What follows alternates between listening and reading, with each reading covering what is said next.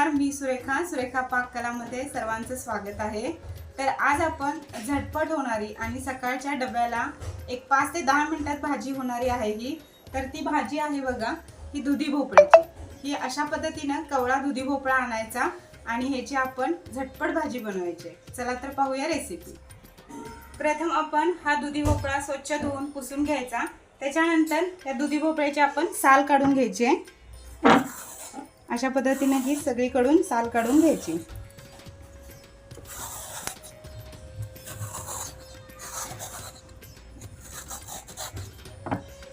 दुधी भोपळ्याची अशी साल काढून झाल्यानंतर हा दुधी भोपळा कट करून घ्यायचा। पाठीमागचा त्याचा देठ कट करून घ्यायचं बघा। त्याच्यानंतर ह्याचे आपण 1-1 इंचाचे असे पीस करायचे आहेत।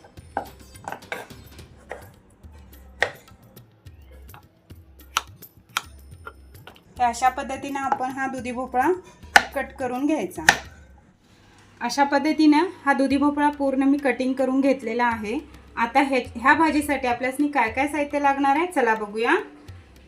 तर बघा, इथं 1-2 कांदे मी चिरून घेतलेले आहेत, 2 टोमॅटो आहेत, कोथिंबीर आहे, 1 गड्डा लसूण आहे तो पण बारीक चिरून घेतलाय, 4 हिरव्या मिरच्या आहेत ते चिरून घेतल्यात। त्याच्यानंतर हरभऱ्याची डाळ 50 ग्रॅम घेतली होती आणि ती भिजत ठेवलेली 1-2 तास आणि ती भिजवून आता घेतलेली आहे।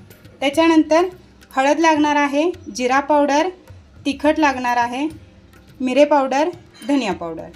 चला तर आपण आता फोडणी देऊया। आता ही भाजी बनवायला आपल्यासनी कुकर लागणार आहे। तर इथं मी कुकर ठेवलाय। तर त्याच्यामध्ये 1-2 चमचा आपल्यासनी तूप घालायचं आहे। तूप नसेल तर तेलही वापरू शकता। तूप गरम झाले ना, त्याच्यामध्ये कांदा घालायचा आहे।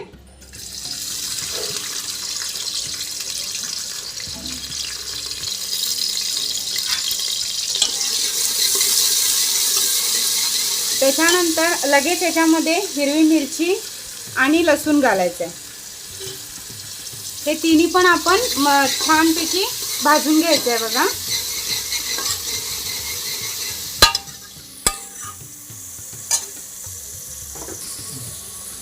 आता ही तिन्ही सामग्री ह्याचा रंग गुलाबी यायला पाहिजे तर आपण हे असं परतून घ्यायचं।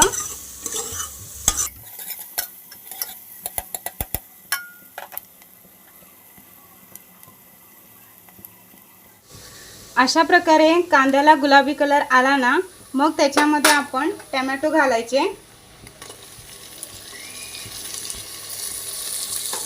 थोडंसं 1 सेकंद फिरवून घ्यायचं ह्याला।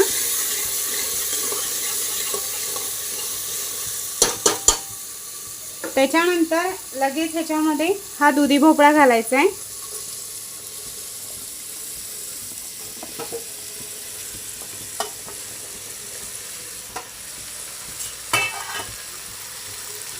भिजवून ठेवलेली हरभऱ्याची डाळ घालायची।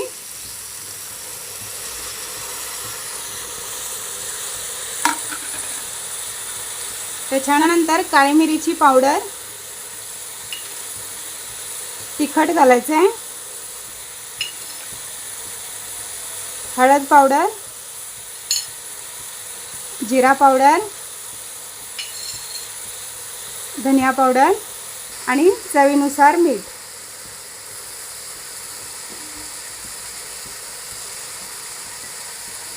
थोडीशी कोथिंबीर घालायची आणि हे सर्व आता आपण एकत्र मिक्स करायचं।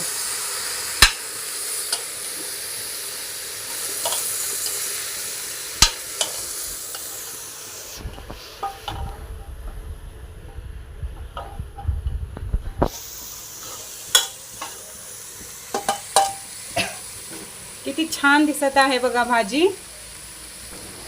आता इथं 1.5 ग्लास पाणी घालणे। हे अशा पद्धतीने सगळं हे मिक्स करायचं आणि याची चव बघायची। पहिला मीठ वगैरे बरोबर आहे की नाही, कमी असेल तर घालायची। त्याच्यानंतर काय करायचं आहे, ह्याला 1 शिट्टी द्यायची आहे आपण।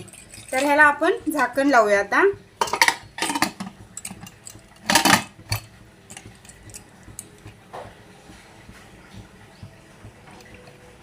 1 शिट्टी होऊ दे। कुकरच्या 2 शिट्ट्या झाल्यानंतर आपण ही भाजी काढून घेऊयात। हे बघा, भाजी अगदी छान शिजलेली आहे, डाळ पण शिजलेली आहे। आता ही थोडी आपण साईडला घेऊयात। आता ही भाजी आपण हलवून बघूयात। हे बघा, तुम्ही पाहू शकता अगदी छान शिजलेली आहे।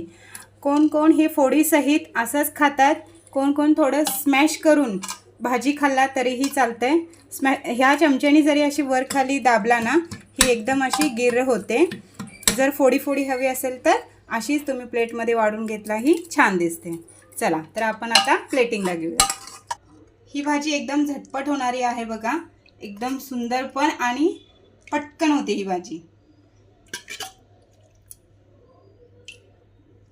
त्याच्यावर आता आपण बारीक चिरलेली कोथिंबीर घालायची।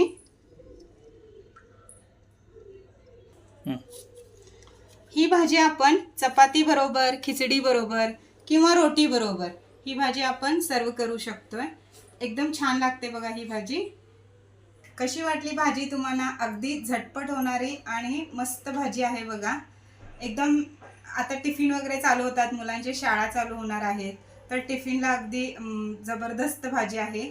तर अशा पद्धतीनं माझ्या पद्धतीनं तुम्ही रेसिपी करून बघा। कशी वाटली भाजी मला अवश्य कमेंट करून कळवा।